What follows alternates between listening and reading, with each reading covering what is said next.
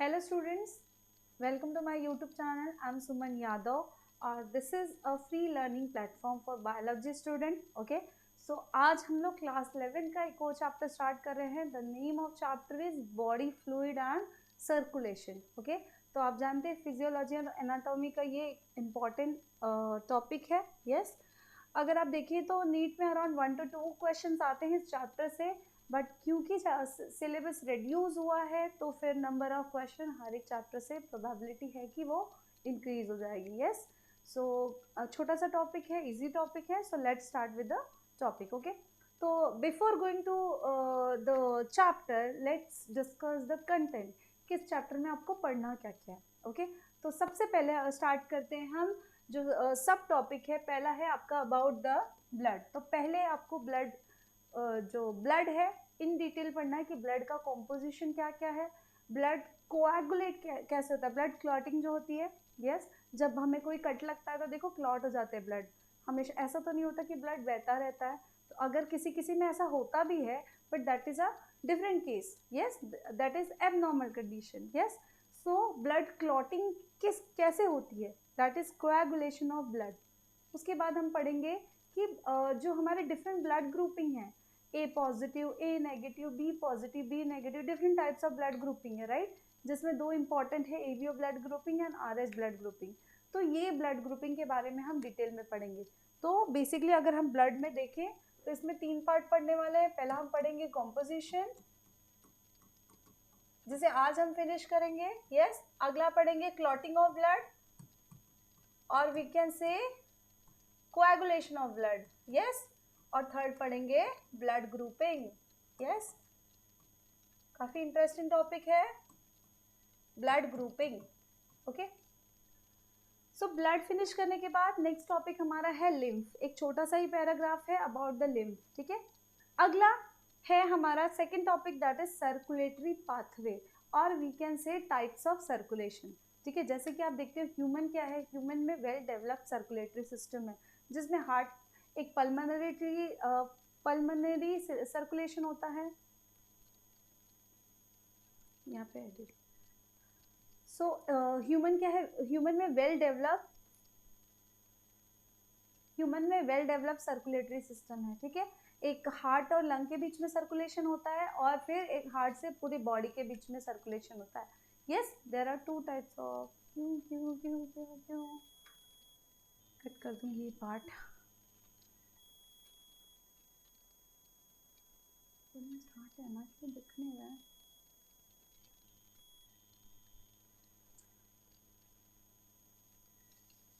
ठीक है, ह्यूमन उसके बाद हम पढ़ेंगे सर्कुलेटरी पाथवे. यस, आप जैसे देखते हो ह्यूमन में, हम देखते हैं कि ह्यूमन में वेल डेवलप्ड सर्कुलेटरी सिस्टम है. यस, जिसमें इन्वॉल्व है आपका लंग भी इन्वॉल्व है, आपका हार्ट इन्वॉल्व है, और सारे बॉडी ऑर्गन्स इन्वॉल्व है, सारे बॉडी सेल्स इन्वॉल्व है. यस, डिटेल में हम लोग पढ़ेंगे. सो this is well developed close circulatory system. But सारे एनिमल्स में ऐसा नहीं है. लोअर एनिमल्स में तो सर्कुलेटरी सिस्टम होता ही नहीं है. उसके बाद आप थोड़ा हाइयर जाएंगे, जैसे कि एनालिडा में, वहां से शुरू होता है आपका ओपन सर्कुलेटरी सिस्टम. तो there are different type of open circulatory system, then close circulatory system, then incomplete double circulation. Yes, तो ये डिफरेंट टाइप्स है. तो आपको बेसिक आइडिया होना चाहिए. हमें डिटेल में तो ह्यूमन सर्कुलेटरी सिस्टम पढ़ना है, बट हमें डिफरेंट पाथवे भी पता होना चाहिए कि बाकी एनिमल्स में कौन सा सर्कुलेटरी सिस्टम है, फिशेज में क्या है, एम्फीबियंस में क्या है. तो हमें थोड़ा सा बेसिक आइडिया उसके बारे में जानना है. तो वो टॉपिक है हमारा सर्कुलेटरी पाथवे. ठीक है, अगला जो मेन इंपॉर्टेंट है, yes, human centred. So human circulatory system, human circulatory system में क्या इंक्लूडेड है, तो बेसिकली हमारा हार्ट. तो हम पढ़ेंगे about the heart, structure of heart. Yes, उसके बाद हम पढ़ेंगे कार्डियक साइकिल. कार्डियक साइकिल में जो हार्ट बीट होती है, कार्डियक साइकिल, तो वो हार्ट बीट का क्या फिनोमिना, वो कैसे होता है, तो अबाउट कार्डियक साइकिल पढ़ेंगे. देन हम लोग पढ़ेंगे complete double circulatory system. And finally ये जो कार्डियक साइकिल है, ये डबल सर्कुलेशन जो है वो रेगुलेट कैसे होता है, हार्ट का रेगुलेशन कैसे होता है, उसके बारे में पढ़ेंगे. तो this was about human circulatory system. इसके बाद हम देखते हैं कि हम हमेशा इलेक्ट्रोकार्डियोग्राम निकालना पड़ता है, यस, ईसीजी करनी पड़ती है. तो ये क्या होती है बेसिकली, ये मतलब इसका प्रिंसिपल क्या है, किस तरीके से होता है. ईसीजी कैसे हम वो रीड किया जाता है, इट इज़ नॉर्मल और एबनॉर्मल, जो पीक आती है। यस, आप देखते हो कि बहुत सारे पेशेंट के ईसीजी किए जाते हैं। यस, तो हम उसके बारे में डिटेल में पढ़ेंगे कि व्हाट इज ईसीजी। फाइनली इस चैप्टर को हम फिनिश किससे करेंगे, तो what are the disorders, heart attack on and all जो होता है, दैट इज वो किस में आता है, तो disorder of cardiac circulatory system. तो हम लोग चैप्टर इससे फिनिश करेंगे, ठीक है। तो let's start with the topic. हम लोग पहले स्टार्ट करेंगे अबाउट द इंट्रोडक्शन। इंट्रोडक्शन से ही सारा चैप्टर स्टार्ट करना होता है। यस, तो let's start with the topic. What is the need of circulatory system, इसका काम क्या होता है भाई, क्यों सर्कुलेटरी सिस्टम है। तो बेसिकली देखो, हमारा बॉडी किससे बना हुआ है, whole body, whole human body, we are well develop animal. Yes, तो इसमें हर एक का बेसिक यूनिट क्या है, we know it is cell, right, cell है ना। पूरी बॉडी में क्या है, सेल से घिरा हुआ, सेल से बना है टिश्यू, टिश्यू से बना है ऑर्गन, ऑर्गन से बना ऑर्गन सिस्टम, और ऑर्गन सिस्टम से बना है ये होल ऑर्गेनिज्म। यस, तो सारे सेल को फंक्शन करना है, सारे सेल का आई मीन फंक्शनल यूनिट भी सेल है, स्ट्रक्चरल यूनिट भी सेल है, बनाया भी सेल ने, काम भी सेल को करना है। तो सेल एक एक सेलुलर लेवल पे फंक्शन होता है। यस, सबने अपने अपने काम को बांट लिया है, हर एक ने अलग अलग काम करना है। यस, अब ये सेल को क्या चाहिए बच्चों, ये सेल को चाहिए एनर्जी, है ना। अगर इनको फंक्शन करना है तो दे रिक्वायर्ड एनर्जी। एनर्जी किस फॉर्म में चाहिए, एनर्जी इनको चाहिए एटीपी फॉर्म में। तो वी कैन नॉट, एनर्जी हम उनको प्रोवाइड नहीं कर सकते, एनर्जी ये खुद प्रोड्यूस करते हैं with the help of glucose and oxygen.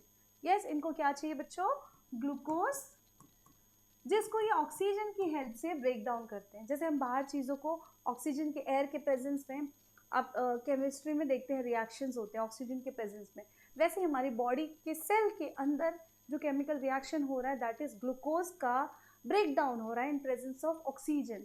तो इससे क्या मिल रहा है बच्चों, इससे मिल रहा है एटीपी। एटीपी का क्या हो रहा है, एटीपी का एनर्जी यूटिलाइज कर रहा है cell to perform any function. अब सेल का फंक्शन क्या है, तो cell different different function provide करता, फंक्शन करता है, राइट। तो उसके लिए कोई भी फंक्शन परफॉर्म कर रहा है तो उसको एटीपी चाहिए, उसको कोई नया एंजाइम्स बनाना है, कोई नया प्रोटीन बनाना है, लिपिड बनाना है, तो इट रिक्वायर्ड एनर्जी। तो एनर्जी वो एक ही फॉर्म में यूज करता है एटीपी, इसलिए हम एटीपी को क्या बोलते हैं, एनर्जी करेंसी ऑफ सेल। चाहे वो बैक्टीरिया हो, चाहे वो वायरस हो, चाहे वो ह्यूमन सेल हो, चाहे वो प्लांट सेल हो, सब जगह ATP is the energy currency of cell, ठीक है। तो उसको क्या चाहिए, एटीपी चाहिए। तो एटीपी के लिए बेचारे जो फंक्शन कर रहा है, कोई भी काम कर रहा है, बेचारे को एटीपी चाहिए। तो कहाँ से मिलेगा, तो वो क्या करेगा, उसको न्यूट्रिएंट चाहिए, ग्लूकोज और ऑक्सीजन चाहिए। अब ये पहुंचाने का काम पूरी बॉडी में, कोई भी सेल होने दो, ब्रेन का सेल होने दो या फीट का सेल होने दो, every cell required oxygen and glucose. So this is provided by our circulatory system. यहाँ पे दिख रहा है आपको, ये पूरी बॉडी में ये वेसल्स, ब्लड वेसल्स भरे हुए हैं, हमें दिखते भी हैं ब्लड वेसल्स, राइट, वेन्स दिखते हैं, राइट। तो ये पूरी बॉडी में क्या है, हमारा जो सर्कुलेटरी सिस्टम है, ब्लड वेसल्स है पूरी बॉडी में फैले हुए हैं, वो उनका काम क्या है, सर्कुलेट करना चीज़ों को, not only nutrient, not only oxygen, but also the other things, yes, other nutrient. जैसे कि हमारा डाइजेस्टिव सिस्टम क्या कर रहा है, डाइजेस्टिव सिस्टम में हम जो फूड लेते हैं, जो प्रोटीन लेते हैं, जो लिपिड लेते हैं, या जो कार्बोहाइड्रेट लेते हैं, वो क्या होता है, डाइजेस्ट होता है, डाइजेस्ट होकर सिंपल मॉलिक्यूल में कन्वर्ट हो जाता है, जैसे कि अमीनो एसिड, जैसे कि आपका लिपिड हो गया, या फिर ग्लूकोज हो गया। So all this get absorb by the cell, intestine में एब्जॉर्ब हो जाता है, एब्जॉर्ब होके वो जो ब्लड के थ्रू वो सारी बॉडी में सर्कुलेट होता है, जहाँ जहाँ उसकी रिक्वायरमेंट है वो अपने रिक्वायरमेंट के हिसाब से रिसोर्सेज ले लेते। तो ब्लड का काम क्या है, जहाँ पे बना वहाँ से लिया, दूसरे को ट्रांसफर किया, ठीक है। तो ब्लड का काम क्या है, पूरी बॉडी में सर्कुलेट करना। अब ब्लड को ऑक्सीजन कहाँ से मिल रहा है, तो ऑक्सीजन मिल रहा है हमारे रेस्पिरेटरी सिस्टम से। रेस्पिरेटरी सिस्टम का काम क्या है, रेस्पिरेटरी सिस्टम क्या करती है, एयर को एक्सचेंज करती है। अब देखो बच्चों, जब सेल में एक सेल है, एक सेल जब एनर्जी बना रहा है, तो ये क्या करेगा, ग्लूकोज को ब्रेक डाउन करके ये एनर्जी बनाएगा, एटीपी बनाएगा। तो एटीपी के साथ साथ ये CO2 भी बनाता है, ठीक है, CO2 बनाता है। तो ये CO2 सेल के बाहर जाना चाहिए, तो इसलिए अब आपने लोअर स्टैंडर्ड में भी पढ़ा होगा oxygenated blood and deoxygenated blood. तो आप देखते हो कि हमारी एक कैपिलरी आती है, हमें क्या मिलता है, आर्टरी से क्या मिलता है, ऑक्सीजन मिलता है ना। फिर ये ऑक्सीजन CO2 ऑक्सीजन यूज कर लेता है सेल और CO2 देता है, ठीक है। फिर ये किस में चला जाता है, वेन में चला जाता है, राइट, वेन में चला जाता है, ठीक है। तो वेन के थ्रू ये वापस कहाँ एक्सचेंज होगा, लंग में एक्सचेंज होगा, है ना। लंग के थ्रू क्या मिलेगा इसको, अगेन ऑक्सीजन मिल जाएगा और फिर आर्टरी के थ्रू वो सारी बॉडी में सर्कुलेट हो जाएगा। तो बेसिकली रेस्पिरेटरी सिस्टम का काम क्या है, ऑक्सीजन को एक्सचेंज करना, ठीक है। एल्वियोलाई के थ्रू कैपिलरी से ऑक्सीजन एक्सचेंज होगा, कैपिलरी से CO2 deoxygenated blood I mean CO2 release होगा एल्वियोलाई में और वहां से डिफ्यूज होगा एंड ऑक्सीजन फिर कैपिलरी के अंदर आएगा। तो ब्लड के ऑक्सीजन चेंज हो रहे, मतलब गैसेस चेंज हो रहे, ब्लड का CO2 बाहर जा रहा है, लंग में जा रहा है एंड लंग का ऑक्सीजन ब्लड में आ रहा है, ठीक है। फिर वहां से हार्ट के थ्रू हार्ट पंप कर रहा है, पूरी बॉडी में सर्कुलेट हो रहा है। सो दिस इज बेसिक थिंग कि पहला हमारा न्यूट्रिएंट एक्सचेंज हुआ, दूसरा हमारा ऑक्सीजन एक्सचेंज हुआ। अब इसके अलावा क्या काम है बच्चों, तो देखो अब ये जो सेल फंक्शन परफॉर्म कर रहे हैं इसके साथ वेस्ट चीजें भी तो बनती होगी। अब वेस्ट चीजों का क्या करेंगे ये लोग, तो वेस्ट चीजें जो हैं ये इंटरस्टिशियल फ्लूइड में रिलीज करते हैं, बाहर रिलीज करते हैं और फिर ये यहाँ से ब्लड में वापस होकर ये डिस्कार्ड होने के लिए दूसरे ऑर्गन में चली जाती है। यस तो ये जैसे कि आप देखते हो डाइजेस्टिव सिस्टम का जो वेस्ट होता है वो अनडाइजेस्टेड प्रोडक्ट एनएस के थ्रू निकल जाता है, वो ब्लड में नहीं जाता। लेकिन सेल के जो नाइट्रोजनस वेस्ट हैं वो कहाँ जाएंगे, या दूसरा जैसे यूरिक एसिड है, अमोनिया है, डिफरेंट वेस्ट है, कई बार एक्सेस वाटर भी होता है, तो all these are discarded through urine. Yes तो ये सारी चीजें कहाँ बनती है, तो ये किडनी में बनती है।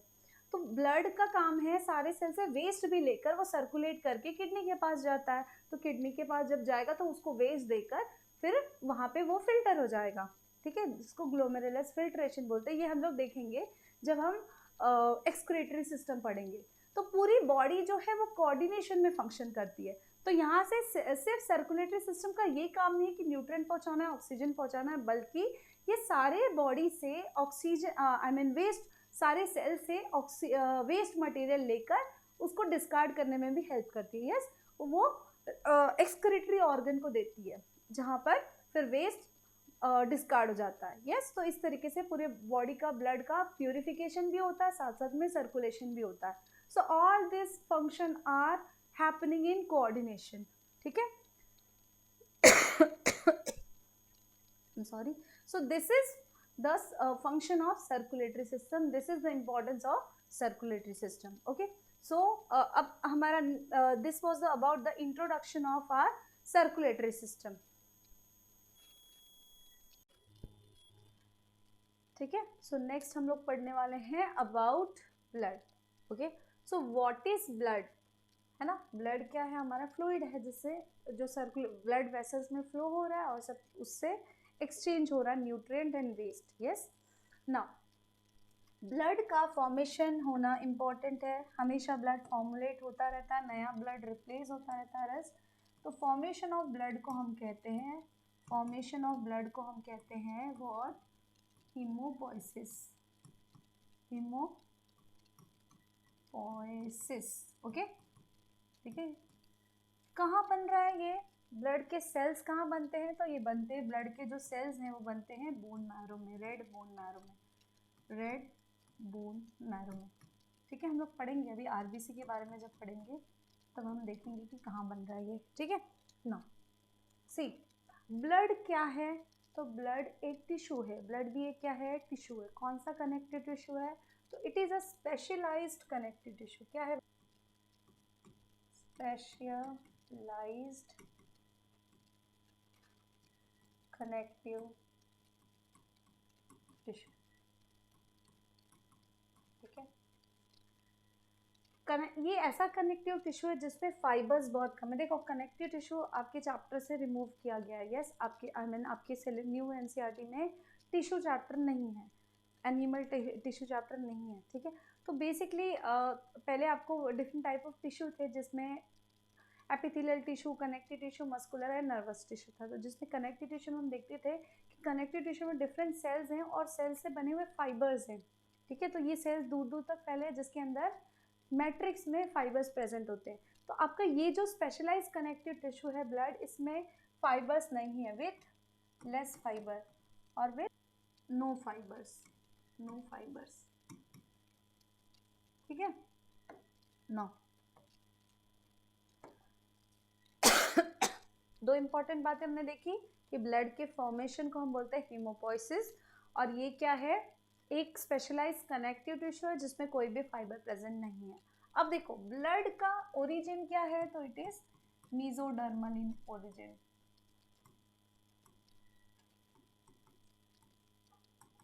मतलब बच्चों आप जानते हो कि जो सेल जो हमारे डिफरेंट सेल्स है, डिफरेंट ऑर्गन है, वो बने हैं जर्म लेयर से। एम्ब्रियोनिक स्टेज में जब सेल्स होते हैं वो सेल्स तीन स्टेप्स में वो सेपरेट हो जाते हैं, ठीक है। तो मतलब 3 लाइन में सेपरेट हो जाते हैं, लाइक दिस, ठीक है। मतलब हमारे सेल्स है, जब एम्ब्रियोनिक सेल डेवलपमेंट हो रहा है, सेल्स एक सेल से 2 बन रहे हैं, 2 से 4, 4 से 8, इस तरीके से सेल डिवाइड होते हैं। तो एक टाइम होता है कि जब सेल है क्या है, 3 लेयर में डिस्ट्रीब्यूट हो जाते हैं। तो ये 3 लेयर को हम बोलते हैं जर्म लेयर। क्या बोलते हैं बच्चों, जर्म लेयर, ठीक है। तो इस जर्म लेयर के टाइम क्या है, ये 3 लेयर में सेपरेट हो गया। तो जो ऊपर वाला लेयर है उसको हम बोलेंगे एक्टोडर्म, ठीक है। मिडल वाले को बोलेंगे मेसोडर्म। आप ये एनिमल क्लासिफिकेशन में डिटेल में पढ़ेंगे। और लोएस्ट वाले को बोलेंगे एंडोडर्म, ठीक है। तो ये 3 जर्म लेयर है। क्योंकि हमारे पास तीनों जर्म लेयर प्रेजेंट है, that's why we are triploblastic, ठीक है ना। देखो अब ये तीनों इस हमारे जो डिफरेंट टाइप के सेल्स या ऑर्गन्स है ना, वो इसी लेयर से, सेल से ही तो बने हैं ना। तो या तो वो तो एक्टोडर्म से बने होंगे या मेसोडर्म से बने होंगे या एंडोडर्म से बने होंगे, तो इट डिपेंड्स। तो हमारा जो ब्लड है वो किससे बना है, वो मेसोडर्म वाले सेल से बना हुआ है, इसलिए हम इसको बोलेंगे मेसोडर्मल इन ओरिजिन, ठीक है। जैसे डिफरेंट जो भी सेल्स है, एपिथेलियल सेल्स अगर होता है तो वो तीनों लेयर से बना होता है, ठीक है, एक्टोडर्म, मेसोडर्म। यस बच्चों, तो ब्लड का हमने क्या देखा कि it is a basically formation of blood को हम हीमोपोइसिस बोलते हैं। और ब्लड क्या है, एक स्पेशलाइज्ड कनेक्टिव टिश्यू है जिसमें कि फाइबर्स प्रेजेंट नहीं है। अगला आपका है कि it is a mesodermal in origin, ठीक है। 3 काफी इंपॉर्टेंट पॉइंट है जिस पर डायरेक्ट क्वेश्चन आ सकते हैं। अगला हम देखेंगे अबाउट ब्लड, ठीक है। ब्लड का बेसिक हमने जाना, फॉर्मेशन हीमोपोइसिस है, okay. It is a mesodermal in origin, okay. And what is it, it is a type of specialised connective tissue. Now बना किससे है, तो ब्लड में 2 पार्ट होते हैं। कभी आपने सीबीसी कराया है, ठीक है, रेगुलरली, मतलब अभी कोविड में तो बहुत लोगों ने सीबीसी कराया था फॉर प्लेटलेट टेस्ट, है ना। और मैं सबको ही छू कर गया था कोविड, यस, कोरोना वायरस। सो हम देखते हैं सीबीसी टेस्टिंग में डिफरेंट सेल्स के लेवल, डब्ल्यूबीसी काउंट होते हैं, आरबीसी काउंट्स होते हैं, प्लेटलेट्स काउंट्स होते हैं। तो हमें क्या पता चलता है इससे, हीमोग्लोबिन काउंट होते थे, तो हमें पता चलता है कि उसमें क्या क्या प्रेजेंट है ब्लड में, यस। तो हमें वही जानना है बेसिकली ब्लड में क्या क्या प्रेजेंट है। तो ब्लड का अगर आप लिक्विड पार्ट देखेंगे तो लिक्विड पार्ट को हम कहते हैं प्लाज्मा, ठीक है। और उसमें जो सेल्स हैं, जो अभी हमने काउंट देखा, जो हम काउंट्स करते हैं ना सेल्स के, कि वाइट ब्लड है, रेड ब्लड सेल्स है, वाइट ब्लड सेल्स है, यस, प्लेटलेट्स है, तो all this are cells present in that. So हमने पहले ब्लड को 2 पार्ट में कैटेगराइज किया। First is your plasma, the liquid part, okay. So first one is plasma, second one is your formed cell, ठीक है। जो हम आरबीसी डब्ल्यूबीसी काउंट करते हैं उसको हम कहते हैं formed elements, sorry, formed elements, ठीक है। First one is your plasma and second one is your formed element, ठीक है। तो फॉर्म्ड एलिमेंट में आपके आरबीसी डब्ल्यूबीसी प्लेटलेट्स आते हैं। अगर हमने आरबीसी, जो हमारे ब्लड का कलर है ना, वो हीमोग्लोबिन की वजह से होता है। हीमोग्लोबिन हमारे आरबीसी में प्रेजेंट है, तो इसलिए उसका कलर जो रेड कलर है उसकी वजह से होता है। तो अगर हम सेल्स को हटा दें तो हमारा जो ब्लड है उसका कलर कैसा होता है, तो it is basically straw coloured. Straw coloured, straw coloured means बच्चों पेल येलो टाइप, ठीक है। Straw coloured pale yellow means, and it is viscous. Viscous मतलब बेटा ये एकदम पानी जैसा नहीं होता, लिक्विड नहीं होता, इस आई मीन एकदम ट्रांसपेरेंट नहीं होता, विस्कस होता है, थोड़ा सा थिक होता है, because of presence of protein in that and other components also, ठीक है। So plasma is basically straw coloured viscous. Now what percentage of plasma is there and what percentage of cell is there. तो हम देखेंगे कि जो हमारा plasma है it is around 55%, ठीक है। इसका परसेंटेज कितना है ब्लड में, 55%, एंड फॉर्म्ड एलिमेंट का परसेंटेज कितना है बच्चों, तो 45%, ठीक है। तो हमारा प्लाज्मा मेजर है 55% है, एंड हमारा फॉर्म्ड एलिमेंट कितना परसेंट है, तो इट इज अराउंड 45%। अब इस प्लाज्मा में प्रेजेंट क्या क्या है, ठीक है, क्योंकि ये लिक्विड है तो इसमें मेजर क्या प्रेजेंट है बच्चों, तो मेजर इसमें प्रेजेंट है हमारा वाटर, ठीक है, वाटर प्रेजेंट है। तो वाटर इज अराउंड 92% है ना, इसीलिए तो मेजर फ्लूइड है ना, लिक्विड बना रहा है, तो majority is your water. Water के अलावा इसमें कुछ प्रोटीन्स प्रेजेंट है, ठीक है, कुछ इंपॉर्टेंट प्रोटीन्स प्रेजेंट है जो मेंशन किया एनसीईआरटी में, हमें वही याद रखना है। Is it clear? So first is your water and around 6 to 8% your proteins are present and other ions and other elements, ठीक है।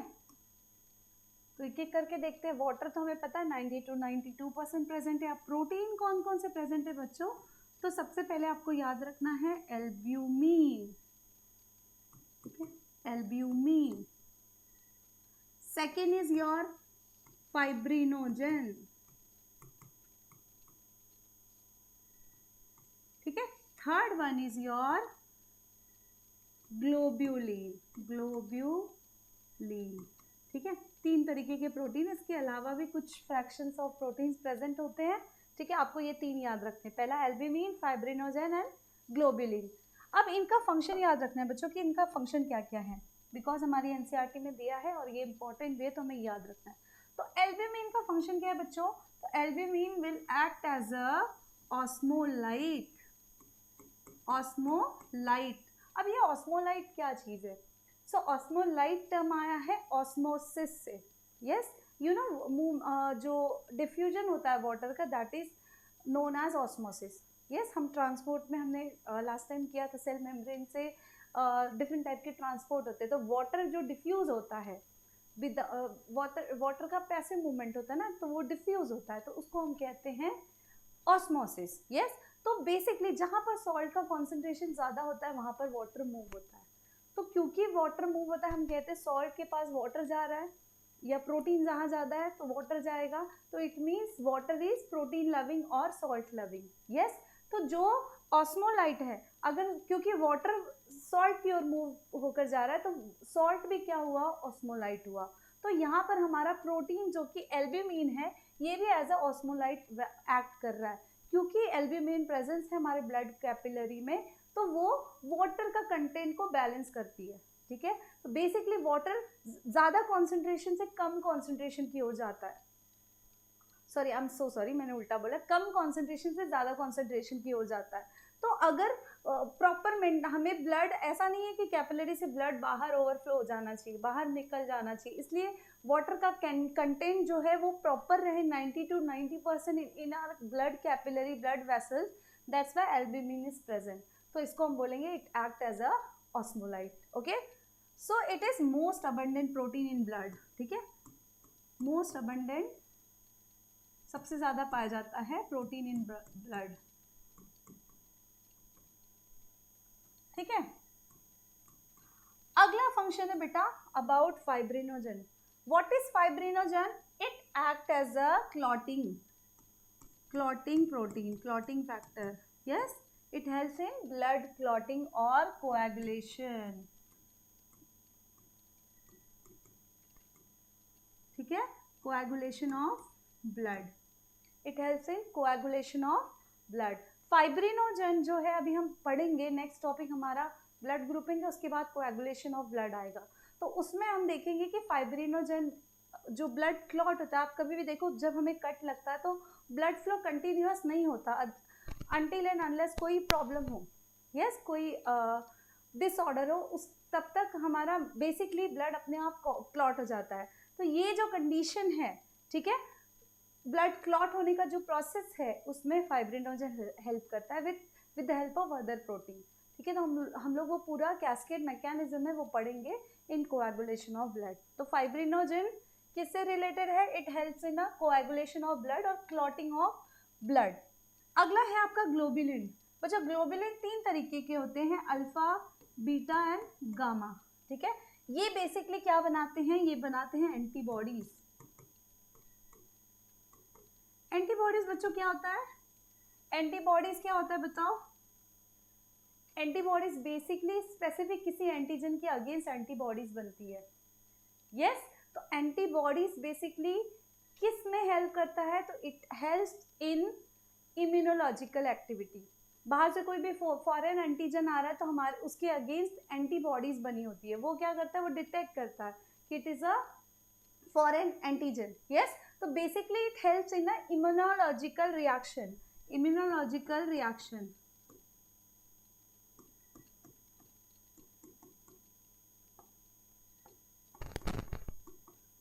ठीक है। जो हमारा इम्यून सिस्टम है उसमें डिफरेंट टाइप के इम्यूनोलॉजिकल प्रोसेस होते हैं, यस, जो एक्चुअली में फॉरेन एंटीजन से फाइट करने में हेल्प करते हैं। हमारा डिफेंस मैकेनिज्म है तो उसमें हम ये एंटीबॉडी एक मेजर रोल प्ले करता है फॉर डिफेंस मैकेनिज्म, ओके। तो ये बेसिकली जो ग्लोबुलिन प्रोटीन है उसी से एंटीबॉडीज बना होता है, ठीक है। सो this was about the protein. तो हमने अभी 2 पार्ट देखे प्लाज्मा के, पहला है हमारा वाटर, दूसरा है प्रोटीन। अब अदर एलिमेंट्स में क्या क्या आते हैं? तो बच्चों हमने डिस्कस किया था कि जो ब्लड ट्रांसपोर्ट होता है, ब्लड ट्रांसपोर्ट के टाइम वो आयन भी ट्रांसपोर्ट करता है along with oxygen, along with nutrients, other चीज़ें भी वो ट्रांसपोर्ट करता है, जैसे कि वेस्ट मटेरियल भी, वो वेस्ट जो ऑर्गन्स है जो जैसे किडनी जहाँ पे फिल्ट्रेशन होता है ब्लड का, तो वहाँ तक भी वो नाइट्रोजनस वेस्ट को ले जाता है, CO2 को वो लंग तक ले जाता है। तो बेसिकली जो अनवांटेड चीज़ें हैं वो भी ब्लड में प्रेजेंट होती है। तो इसमें अदर आयन्स जैसे कि सोडियम आयन्स, पोटेशियम आयन, ठीक है, carbonate ion, then gases like oxygen, CO2, yes, then other waste material, ये सारे कहाँ प्रेजेंट होते हैं? हमारे ब्लड में प्रेजेंट होते हैं। तो 55% हमारा क्या हुआ? Liquid part, that is plasma, जो yellowish colour, pale yellow colour का स्ट्रॉ कलर है, ठीक है। और फिर इसमें क्या क्या प्रेजेंट है? Water, protein and other elements. तो आपको परसेंटेज भी याद रखना है, 90 to 92%। प्रोटीन का परसेंटेज है 8%, जिसमें 3 इंपॉर्टेंट प्रोटीन आपको याद रखना है, एल्ब्यूमिन, फाइब्रिनोजन एंड ग्लोबुलिन, जिसमें से एल्ब्यूमिन मोस्ट अबंडेंट प्रोटीन है और फाइब्रिनोजन सबसे कम पाया जाता है, तो it is least abundant protein in blood, okay. So ये तीनों प्रोटीन के साथ साथ अदर प्रोटीन्स और अदर मटेरियल भी प्रेजेंट है, ठीक है, अदर क्लॉटिंग फैक्टर्स भी प्रेजेंट है in blood, okay. So this was about the plasma.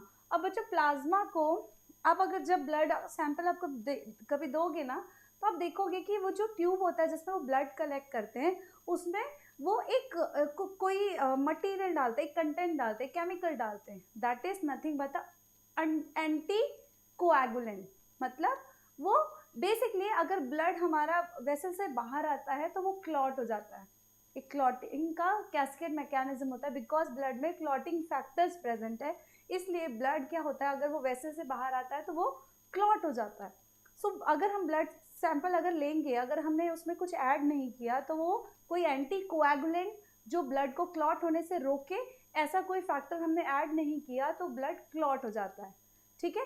तो जब ब्लड क्लॉट हो जाता है तो ऊपर का जो पोर्शन बचता है उसको हम कहते हैं, मान लो यहाँ पर ये तुम्हारा ट्यूब है, इसमें हमने ब्लड लिया है, ठीक है, इसमें हमने ब्लड लिया है, तो ब्लड में से एक तो सेल होगा अपना, जो सेल सेडिमेंट होगा, उसके अलावा यहाँ पर ब्लड हमारा जब क्लॉट हो गया, ठीक है, this is your blood clot, blood clot हो गया तो ऊपर का जो सोल्यूशन है उसको हम कहते हैं सीरम, ठीक है। तो बेसिकली हमारा सीरम क्या है, प्लाज्मा ही है, लेकिन उसमें से क्लॉटिंग फैक्टर हट गए, क्योंकि जो क्लॉटिंग फैक्टर है उन्होंने क्लॉट बना दिया है, यस। तो क्लॉटिंग फैक्टर क्लॉट बना देते हैं, उससे पार्ट जो बचता है that is your serum. So serum का डेफिनेशन आपको याद रखना है, what is serum. So serum is basically, यहां लिख देती हूं, serum is what, plasma minus clotting factor. Yes बच्चों, क्लॉटिंग फैक्टर। अगर प्लाज्मा में से मैंने क्लॉटिंग फैक्टर को माइनस कर दिया, मतलब प्लाज्मा में से फाइब्रिनोजन और अदर क्लॉटिंग फैक्टर भी प्रेजेंट है जो आपको नहीं याद रखने, तो वो अगर मैंने माइनस कर दिया तो वो मेरा जो ब्लड है, जो मेरा प्लाज्मा है, I am sorry not blood, वो प्लाज्मा जो है वो क्या कहलाएगा, सीरम कहलाएगा। Is it clear. So plasma, अगर हम ब्लड आई मीन सीरम देखें तो प्लाज्मा माइनस क्लॉटिंग फैक्टर, दूसरी बात ये बोल सकते हैं कि serum is equal to blood minus your form cell and your clotting factor, क्योंकि हमारा प्लाज्मा क्या है, ब्लड माइनस सेल्स है ना। तो plasma blood is plasma plus cells. अगर मैंने सेल्स हटा दिया तो बन जाता है प्लाज्मा, प्लाज्मा में से मैंने क्लॉटिंग फैक्टर हटा दिया तो वो बन जाता है सीरम। तो serum is plasma minus clotting factor, ये आपको याद रखना है। Is it clear. सो अब नेक्स्ट हम लोग पढ़ते हैं अबाउट फॉर्म्ड एलिमेंट।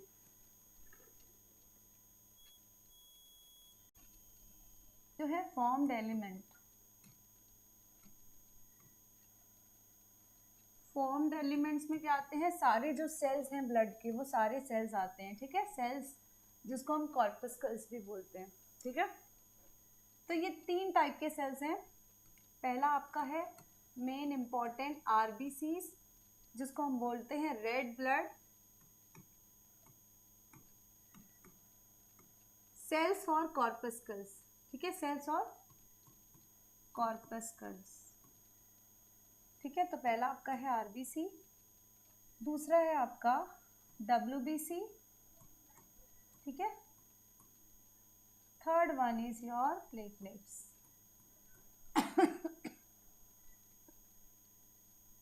प्लेटलेट्स, ठीक है। ब्लड में 3 टाइप के सेल्स हैं, आरबीसी, डब्ल्यूबीसी और प्लेटलेट्स, यस। जो व्हाइट ब्लड सेल, इसका फुल फॉर्म है व्हाइट ब्लड सेल और व्हाइट ब्लड कॉर्पस्कल। अब इनका दूसरा नाम क्या है, आरबीसी को हम बोलते हैं एरिथ्रोसाइट्स,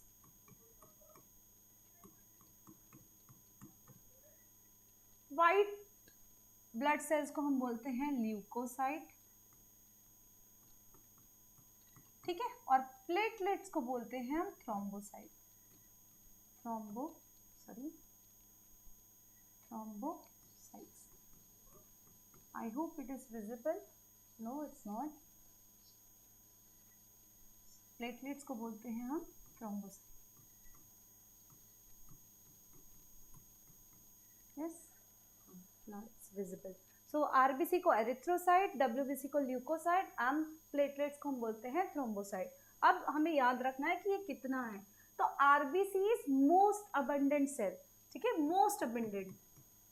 तो कितना प्रेजेंट है बच्चों, अराउंड, हमने देखा कि 45% तक तो हमारा फॉर्म्ड सेल प्रेजेंट है, मतलब अगर हम ब्लड की बात करें तो 45% सेल है और 55% प्लाज्मा है, लिक्विड पार्ट है। तो 45% सेल है, लेकिन उसमें से 44% हमारा आरबीसी ही प्रेजेंट है, बाकी 1% में डब्ल्यूबीसी एंड प्लेटलेट प्रेजेंट है। Is it clear.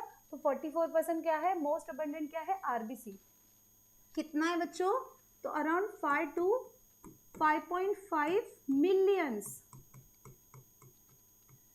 पर mm³ ऑफ ब्लड। mm³ को हम माइक्रोलीटर भी बोलते हैं, ठीक है। सो 5 to 5.5 मिलियंस और we can say 50 to 55 lakhs per mm³ of RBC is present. WBC कितना प्रेजेंट है, डब्ल्यूबीसी का अमाउंट है अराउंड 6000 से 8000, mm³ ऑफ ब्लड। ठीक है, ये वैल्यू आपको याद रखनी है क्योंकि एनसीईआरटी में दिया है, तो it can be directly asked as a question. Okay, अब प्लेटलेट्स कितना प्रेजेंट है इसका नंबर तो बच्चा सबको पता है। यस, 50,000 से नीचे नहीं होना चाहिए, खतरे की घंटी है। यस, तो 1.5 लाख टू 3 लाख पर mm³ ऑफ ब्लड। ठीक है, important factor, it is not visible, right? Wait, I'll write again. So it is 1.5 to 3 lakh per mm³ of blood।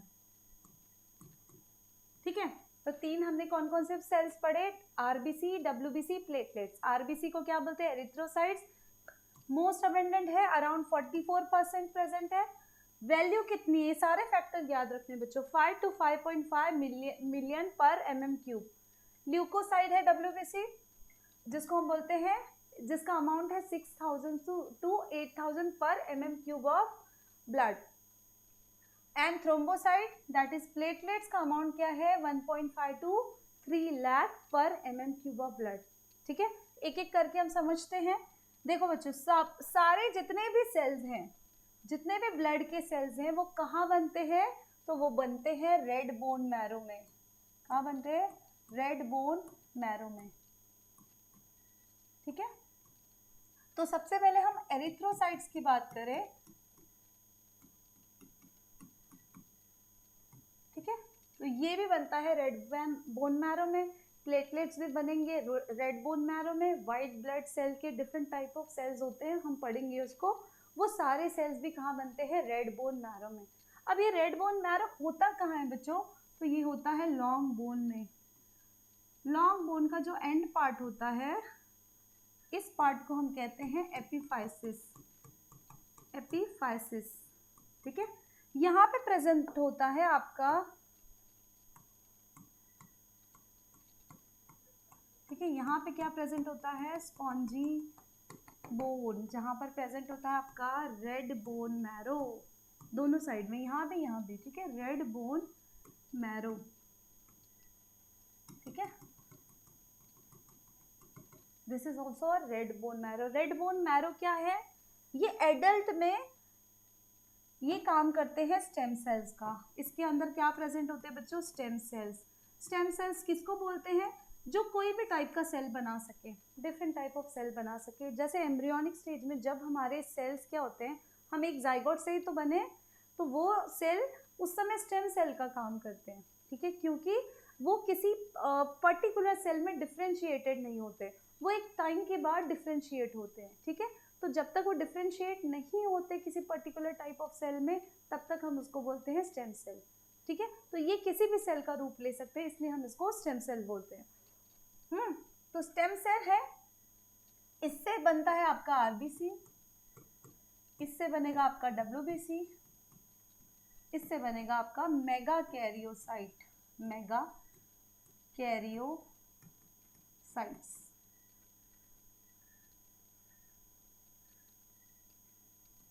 यहाँ लिखती हूँ मेगा कैरियोसाइट्स। ठीक है, तीन टाइप के सेल है, आरबीसी, डब्ल्यूबीसी, मेगा कैरियोसाइट्स। ये मेगा कैरियोसाइट्स क्या है बेटा? डायरेक्टली मैंने प्लेटलेट्स क्यों नहीं लिखा? बिकॉज डायरेक्टली प्लेटलेट्स नहीं बनते, पहले उसके बनता है मेगा कैरियोसाइट्स। और ये मेगा कैरियोसाइट्स का होता है फ्रेगमेंटेशन, ये छोटे छोटे फ्रेगमेंट्स में कन्वर्ट हो जाते हैं। ठीक है, इन छोटे छोटे फ्रेगमेंट्स को हम कहते हैं प्लेटलेट्स। क्या कहते हैं? प्लेटलेट्स। ठीक है, तो ये जो प्लेटलेट्स है, it is not a complete cell but it is a fragment of megakaryocytes. ठीक है, बैक स्लाइड में जाते हैं। प्लेटलेट्स क्या है बच्चों? तो it is a fragment of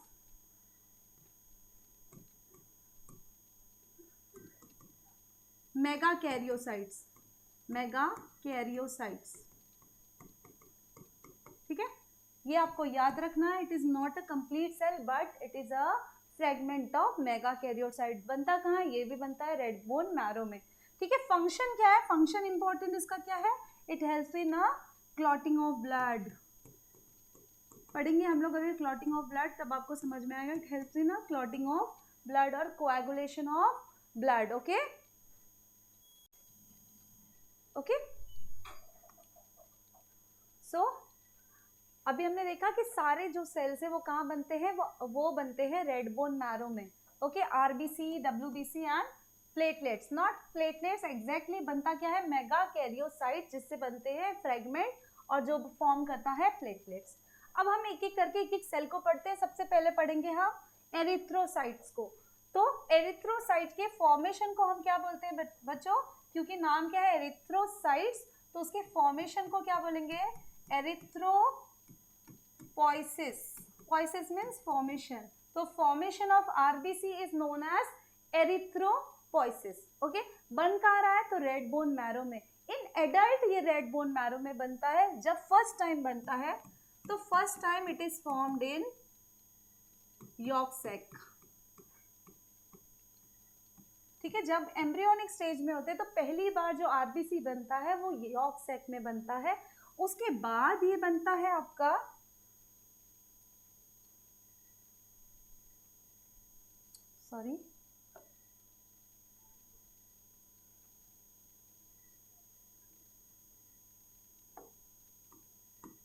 liver and spline में। ठीक है, इन 1 to 6 मंथ। और फाइनली लास्ट 3 मंथ्स में ये बनना स्टार्ट करता है in your red bone marrow.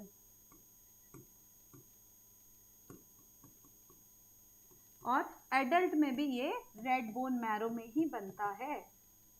समझ में आया?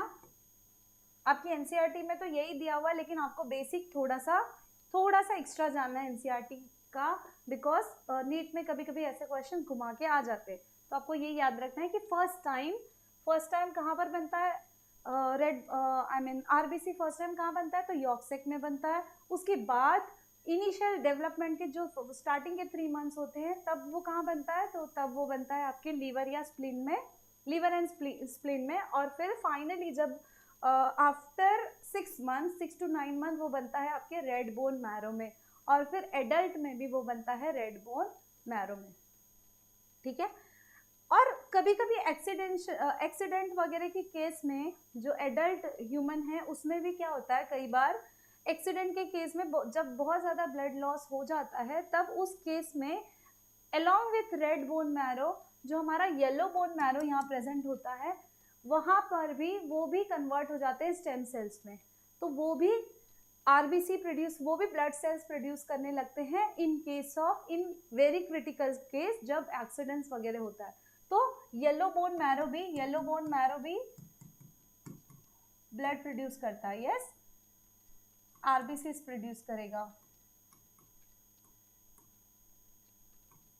ओनली इन एक्सीडेंट के केस में, जब बहुत ज्यादा ब्लड लॉस होगा। ठीक है, तो ऐसे क्रिटिकल कंडीशन में हमारे येलो बोन मैरो भी कन्वर्ट हो जाता है, वो भी स्टेम सेल्स प्रोड्यूस करता है जो ब्लड के सेल्स प्रोड्यूस करते हैं। ओके, सो आरबीसी डब्ल्यूबीसी जो ब्लड सेल्स हैं वो येलो बोन मैरो भी प्रोड्यूस करना स्टार्ट कर देता है। Not in every normal condition but in case of any extreme condition. Okay, so this was about your formation of erythrocytes.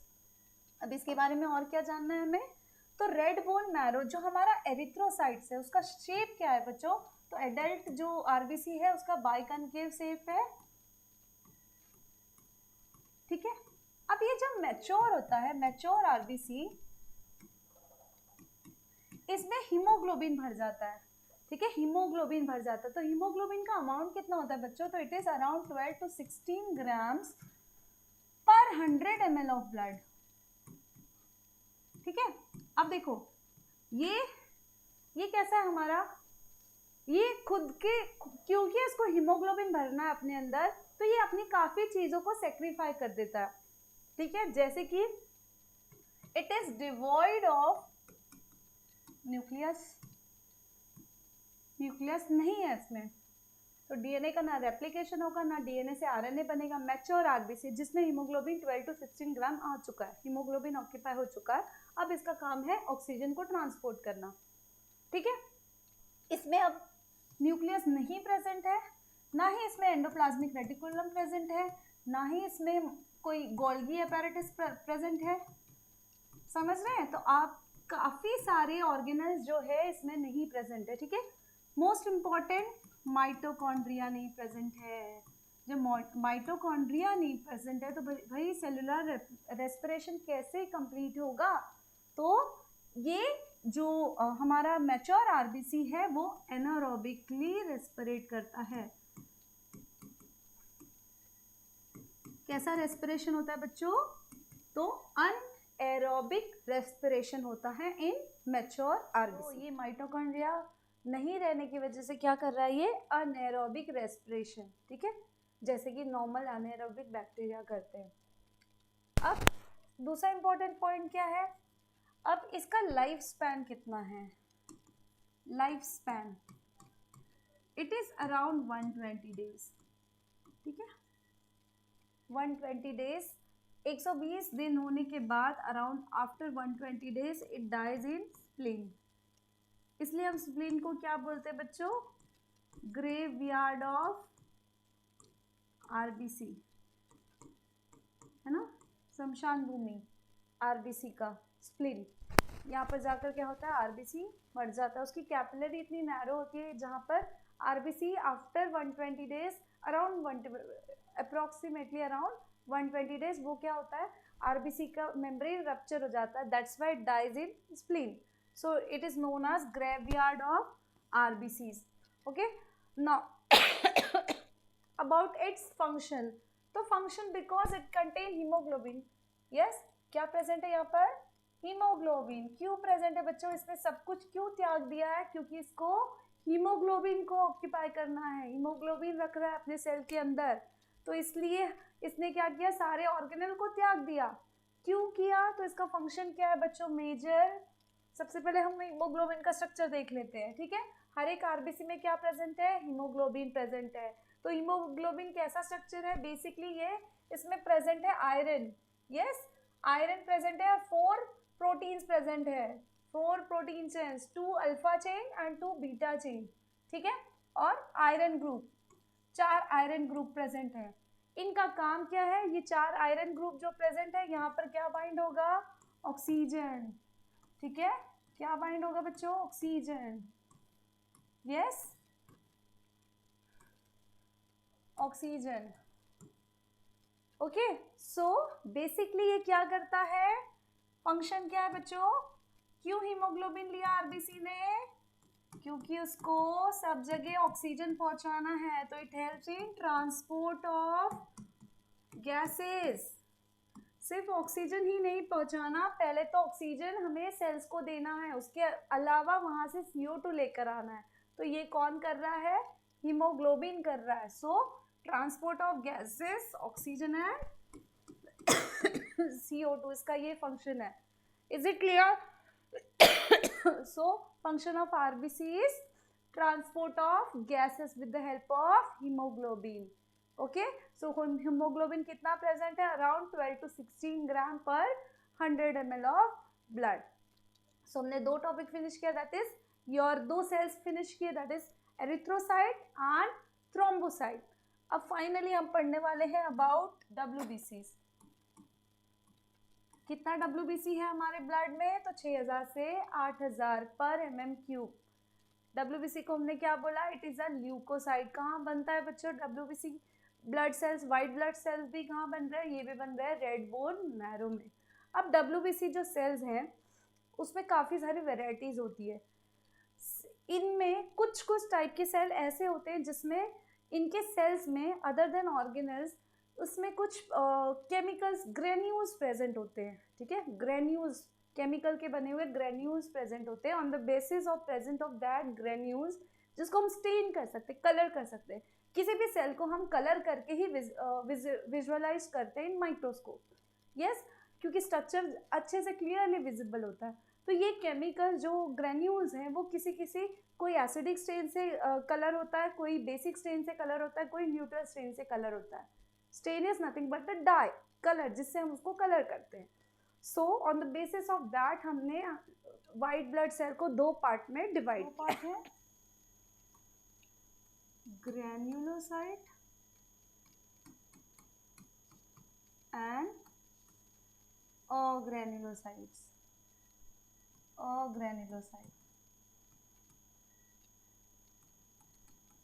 ठीक है,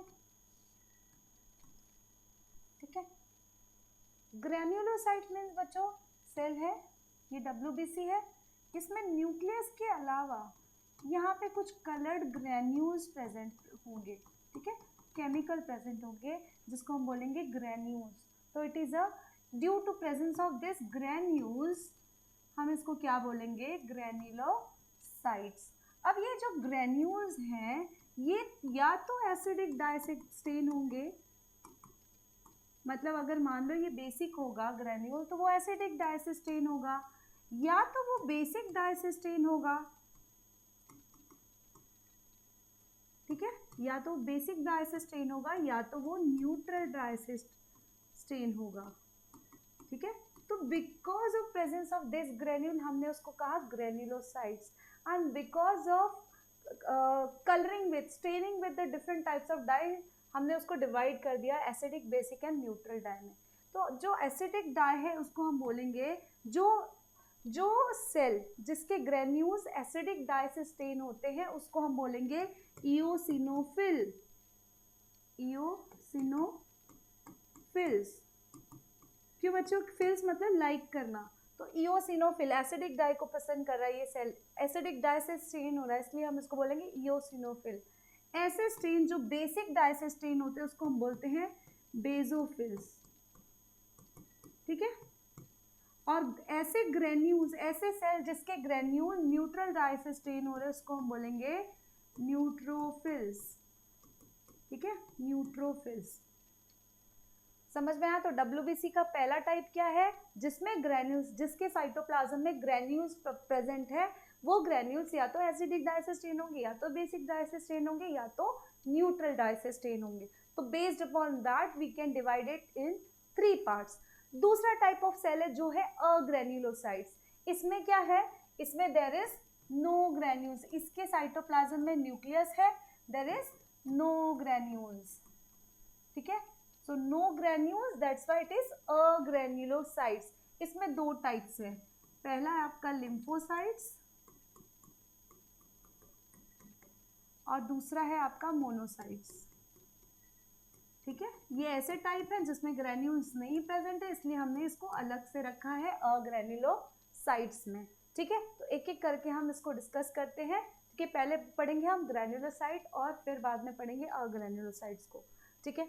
और आपके जो सारे जितने भी ये सेल्स हैं WBC के सेल्स हैं, सारे वाइट ब्लड सेल्स किस में हेल्प करते हैं, तो they are involve in immune response.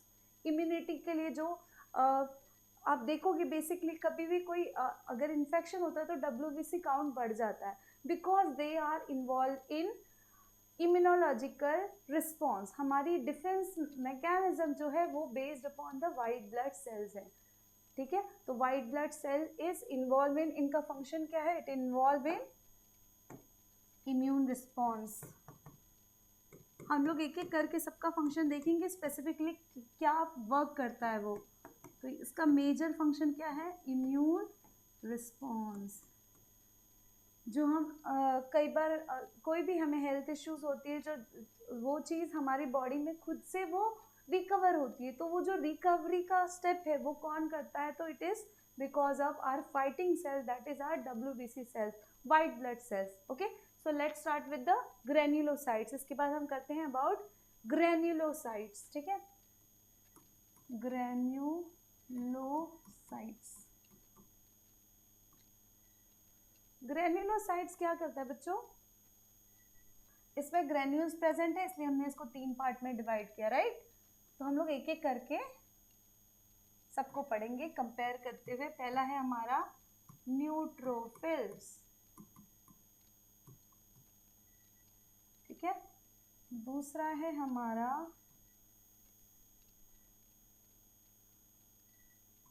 Basophils,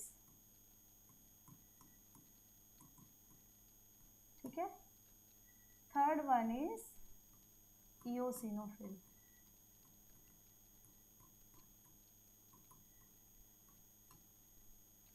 दिख रहा है ना? यस, ठीक है। तो पहला हमारा है न्यूट्रोफिल, दूसरा है हमारा basophil and third one is our eosinophil, ठीक है। थोड़ा हम डिवाइड कर देंगे तो इजीली हम कंपेयर कर पाएंगे। Yes,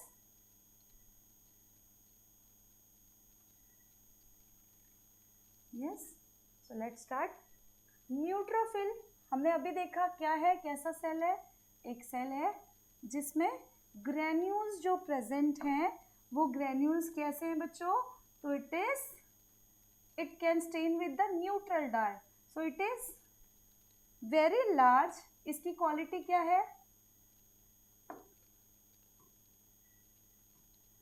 It is very large in number and it is a fine in granules, ठीक है।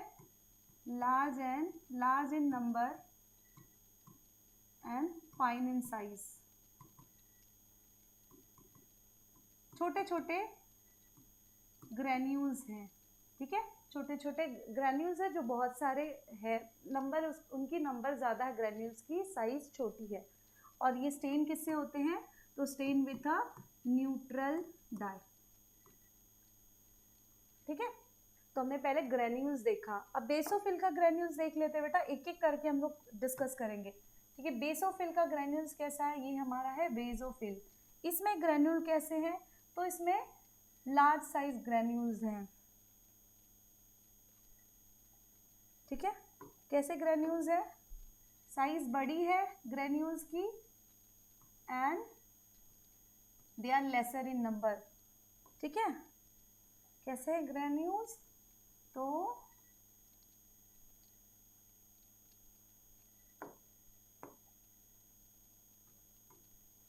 लार्ज इन साइज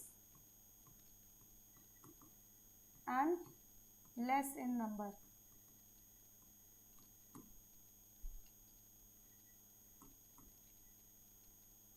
किससे स्टेन होंगे? तो ये स्टेन होंगे बेसिक डाई से। जनरली इसका ब्लू कलर होगा क्योंकि बेसिक डाई ब्लू कलर देते हैं, तो इसका कलर कैसा होगा? बेसिक डाई से बेसिक कलर होगा, दैट इज ब्लू कलर। अगला है आपका इओसिनोफिल। इओसिनोफिल इसके जो ग्रेन्यूल्स है जनरली रेड कलर ग्रेन्यूल्स होते हैं, ठीक है। आपको यही याद रखना है because it is stain with acidic dye, so red granules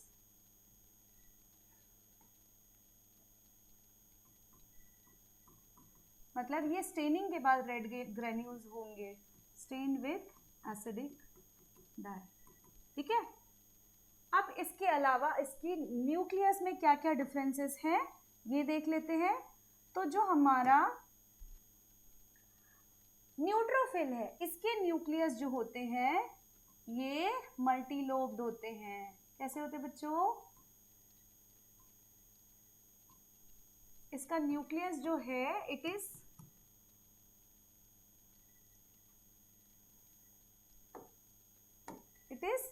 मल्टीलोब्ड nucleus, ठीक है। मल्टीलोब अब 2 to 7 लोब्स तक हो सकते हैं इसके न्यूक्लियस, ठीक है। अलग डिफरेंट छोटे छोटे लोब्स बनाते हैं। अब बच्चों जो न्यूट्रोफिल है उसका जो न्यूक्लियस है ना उसकी साइज उसकी मॉर्फोलॉजी चेंज होती रहती है। उस मॉर्फोलॉजी चेंज होने की वजह से हम इसका नाम क्या बोलते हैं? PMNL, that is polymorphonuclear leukocyte. समझ में आया?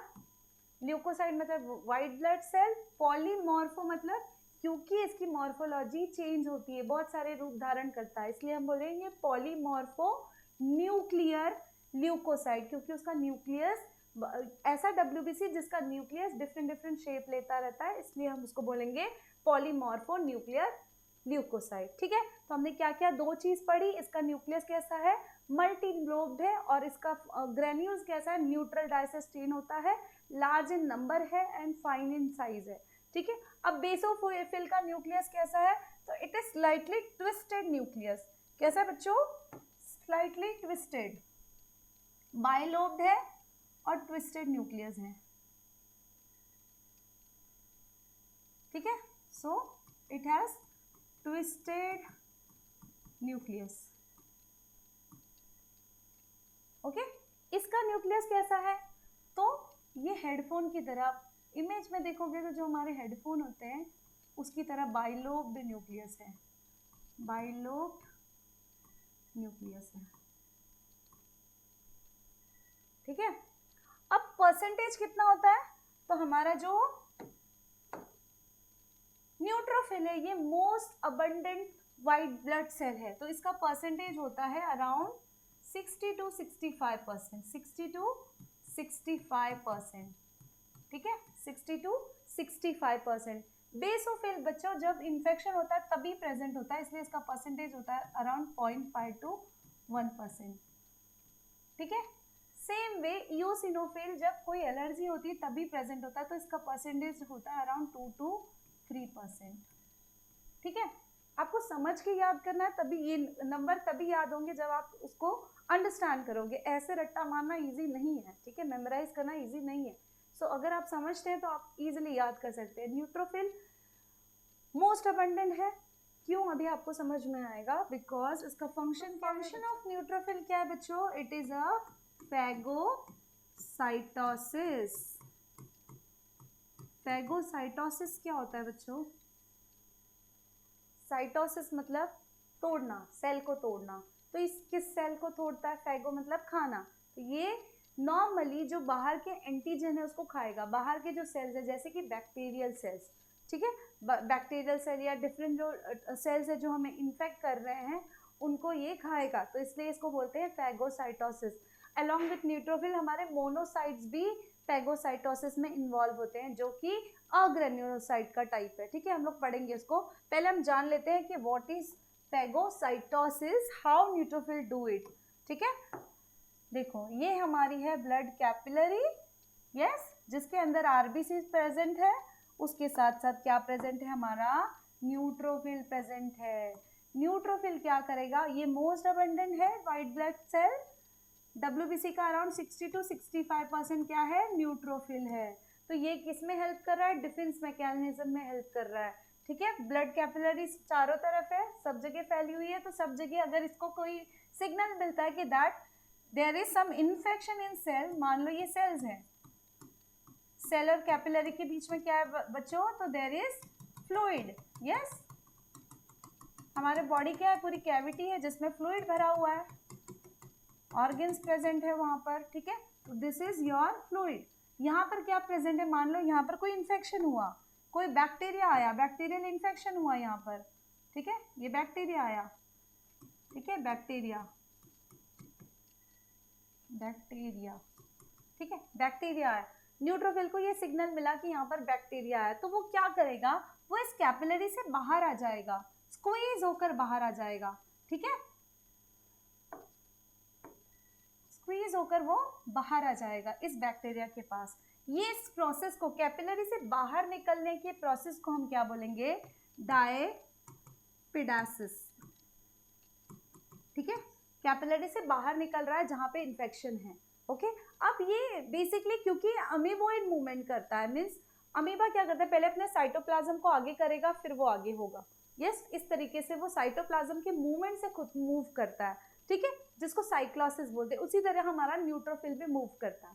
ठीक है, तो neutrophil due to amoeboid movement वो इन्फेक्शन की जगह पे पहुंच जाता है और फिर वहां क्या करता है, वो अपनी ओर से इन्फेक्शन बैक्टीरिया को मारने की कोशिश करता है। तो ये क्या करेगा, बैक्टीरिया इस तरीके से हमारा न्यूट्रोफिल क्या करेगा, बैक्टीरिया को एंगल्फ करेगा, अपने साइटोप्लाज्म का उसने सूडोपोडिया बना दिया, इसको बोलते हैं हम सूडोपोडिया, और इस बैक्टीरिया को इंगल्फ कर लेगा, इंगल्फ करके क्या करेगा, इसको डाइजेस्ट कर देगा। ठीक है, डाइजेस्ट मीन्स किल कर देगा। इस प्रोसेस को हम बोलते हैं फैगोसाइटोसिस। ठीक है, इसने बैक्टीरिया को खा लिया.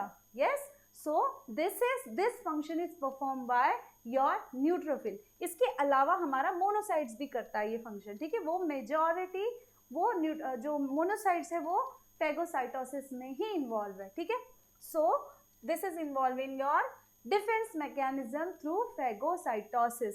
अगला हमारा बेसोफिल का फंक्शन क्या है बच्चों? तो बेसोफिल का परसेंटेज देख रहे हो, it is around 0.5 to 1% only. Yes, so it is only increase during infection. Yes, only during infection. Infection के टाइम बेसिकली बैक्टीरियल इन्फेक्शन के टाइम इसके नंबर इंक्रीज होते हैं. आप देखते हो कि आपके कोई भी आपको फीवर है तो आपका जो ब्लड सेल्स का काउंट होता है वो बेसिकली WBC का काउंट चेक किया जाता है कि वो इंक्रीज हुआ है कि नहीं. तो बेसिकली अगर बेसोफिल इंक्रीज है तो there will be a bacterial infection. Eosinophil increase है तो कोई एलर्जिक रिएक्शन है. तो ये बेसिकली जो नंबर है वो इंडिकेट करते हैं कि किस टाइप का आपको इन्फेक्शन है. Yes, so this infection, this will number of basophil will increase during infection. अब जो हमारा बेसोफिल है वो क्या होता है ड्यूरिंग इन्फेक्शन और मास्ट सेल में कन्वर्ट हो जाता है. ठीक है, मास्ट सेल में कन्वर्ट होके ये कुछ केमिकल सिक्रीट करता है जैसे कि सीरोटोनिन, हिस्टामाइन एंड हिपैरिन. ये केमिकल क्या करते हैं बच्चों? हिपैरिन. ये क्या करते हैं बच्चों? तो ये इन्फ्लामेटरी रिएक्शन में इन्वॉल्व होते हैं, इन्फ्लेमेशन करते हैं. क्या करते हैं?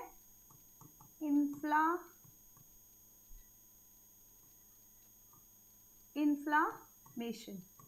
What is inflammation? स्वेलिंग होना.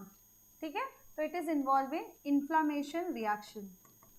जो स्वेलिंग होती है कोई इन्फेक्शन से, इन्फ्लामेशन होता है, वो it is because of this our secretion of our basophil. ठीक है, अगला आपका है इओसिनोफिल.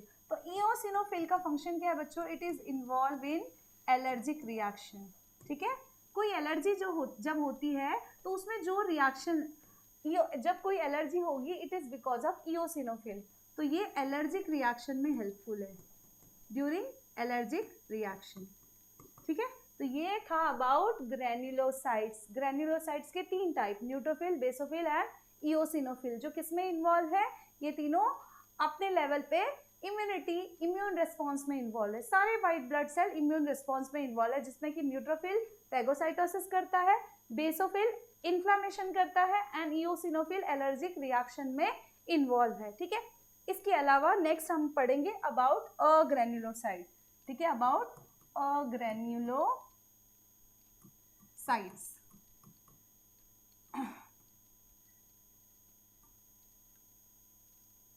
अभी हमने डिस्कस किया था अग्रेन्युलोसाइट जिसमें कोई ग्रेन्यूल्स नहीं है. ठीक है, इसमें on the basis of nucleus हमने इसको 2 पार्ट में डिवाइड किया है. फर्स्ट है आपका मोनोसाइट्स. पहला है आपका मोनोसाइट्स. ठीक है, अगला है आपका लिम्फोसाइट्स. ठीक है, मोनोसाइट्स एंड लिम्फोसाइट्स. तो मोनोसाइट्स कितने प्रेजेंट है? Around 2 to 3%. लिम्फोसाइट कितने प्रेजेंट है? तो अराउंड 20 to 30%. ठीक है, अब मोनोसाइट है जो बच्चों, it is the largest WBC cells. ठीक है, lymphocyte is smallest WBC cell.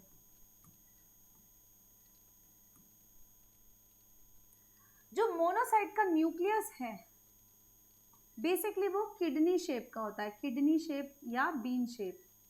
ठीक है, kidney shape. Nucleus is how it is a kidney shape और bean shape.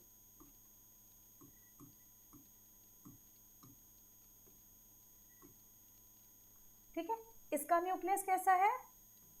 It is a spherical central nucleus. It has spherical central nucleus. So it has spherical nucleus.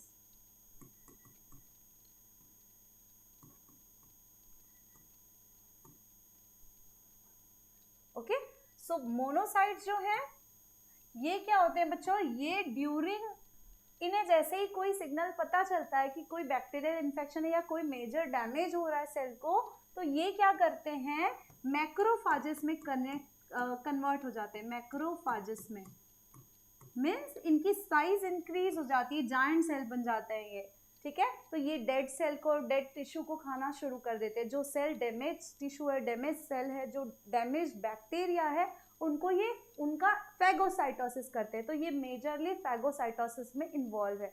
तो what is the function of it? It involve in phagocytosis, ठीक है, phagocytosis of damaged cell or tissue, also bacteria, ठीक है। Lymphocyte का क्या काम है बच्चों? लिम्फोसाइट बेस्ड अपॉन ये कैसे मैच्योर होते हैं, कहाँ मैच्योर होते हैं, इसके दो टाइप हैं। एक है बी लिम्फोसाइट, दूसरा है टी लिम्फोसाइट, ठीक है। B lymphocyte and T lymphocyte. It is not visible as well.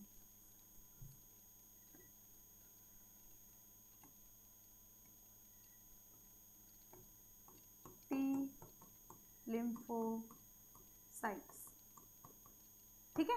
दो टाइप है, एक है बी lymphocyte और एक है T lymphocyte। क्या है बच्चों, ये दोनों कैसे डिफर करते हैं? तो बेसिकली देखो, सारे सेल्स हमने अभी डिस्कस किया था कि सारे जो ब्लड के सेल्स हैं वो कहाँ बनते हैं? वो बनते हैं रेड बोन मैरो में, ठीक है। अब जो सेल लिम्फोसाइट में दो पार्ट हमने इसलिए डिवाइड किया है कि जो बी लिम्फोसाइट्स है वो बोन मैरो में बनता है, बोन मैरो में मैच्योर होता है। लेकिन जो टी लिम्फोसाइट है बच्चों, वो बोन मैरो में बनता है लेकिन मैच्योर कहीं और होता है, मैच्योर होता है वो थाइमस में, ठीक है। आपको बस इतना याद रखना है, दो टाइप के सेल है, that is B cell and T cell. B cell bone marrow में मैच्योर होता है, टी लिम्फोसाइट थाइमस में मैच्योर होता है। बनते कहाँ है? तो बोन मैरो में बनते, ठीक है। इन दोनों का फंक्शन क्या है बच्चों? ये बेसिकली एंटीबॉडीज बनाता है। छोटे छोटे सेल है, ये बनाते हैं एंटीबॉडीज जो एंटीजन के इम्यून रिस्पॉन्स में हेल्पफुल है, जो एंटीजन को बाइंड करेंगे। स्पेसिफिक एंटीबॉडीज जो बनती है वो थ्रू बी लिम्फोसाइट बनती है, ठीक है। और टी लिम्फोसाइट किस में इन्वॉल्व है? तो ये बेसिकली ये भी इम्यून रिस्पॉन्स में ही इन्वॉल्व है, ठीक है। जो फॉरेन एंटीजन है उनके अगेंस्ट जो इम्यून रिस्पॉन्स है वो दोनों मिलकर करते हैं। लेकिन एंटीबॉडीज कौन बनाता है? तो हमारा बी लिम्फोसाइट्स बनाता है, ठीक है। सो this was about your WBC। क्या क्या पढ़ा हमने WBC में? WBC के दो टाइप है, ग्रेन्युलोसाइट और ग्रेन्युलोसाइट। ग्रेन्युलोसाइट में क्या क्या प्रेजेंट है? तो आपका न्यूट्रोफिल, बेसोफिल, इओसिनोफिल। बेसोफिल क्या करता है? न्यूट्रोफिल क्या करता है? फैगोसाइटोसिस करता है। इओसिनोफिल क्या करता है?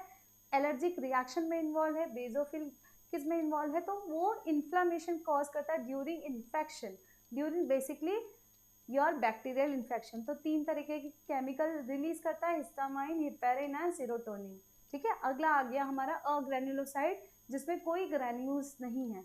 तो उसकी बेसिस पे हमने दो पार्ट में डिवाइड किया, मोनोसाइट, लिम्फोसाइट। मोनोसाइट क्या है? जब कोई इन्फेक्शन है, कोई बाहर से बैक्टीरिया, कोई इन्फेक्शन या डैमेज होता है सेल को, तो ये जायंट सेल में कन्वर्ट होता है, जिसको बोलते हैं मैक्रोफाजेस। अब मैक्रोफाजेस में जब ये कन्वर्ट हो जाता है तो ये सारे डेड टिश्यू, डेड सेल को खाना शुरू करता है और जो डेड जो बैक्टीरिया है उसको भी खाना शुरू करता है। तो इसको हम फैगोसाइटोसिस बोलते हैं, ठीक है। अगला आपका लिम्फोसाइट है, तो ये बेसिकली इम्यून रिस्पॉन्स में इन्वॉल्व है। जैसे कि आप देख, वैक्सीनेशन भी आप जब करते हो तो वैक्सीन में डेड एंटीजन इंजेक्ट किया जाता है, तो इससे क्या होता है, उसके स्पेसिफिक हमारे में एन इम्यून रिस्पॉन्स जनरेट होता है। तो कुछ इम्यून रिस्पॉन्स जैसे एंटीबॉडीज बनते हैं, कुछ सेल टी सेल्स बनते हैं, ये क्या करते हैं, ये स्टोर हो जाते हैं। नेक्स्ट टाइम जब एंटीजन आता है तो ये रिलीज होते हैं उसके अगेंस्ट और इम्यून रिस्पॉन्स क्रिएट करते हैं। तो इसलिए वैक्सीन देने की वजह से ये क्या होता है, ये जो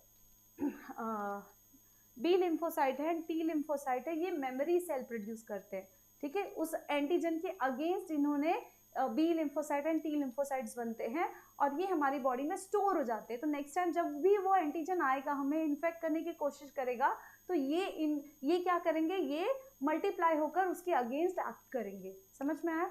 तो this was about your all blood composition. आज हमने क्या फिनिश किया? Blood composition. Next okay, thank you.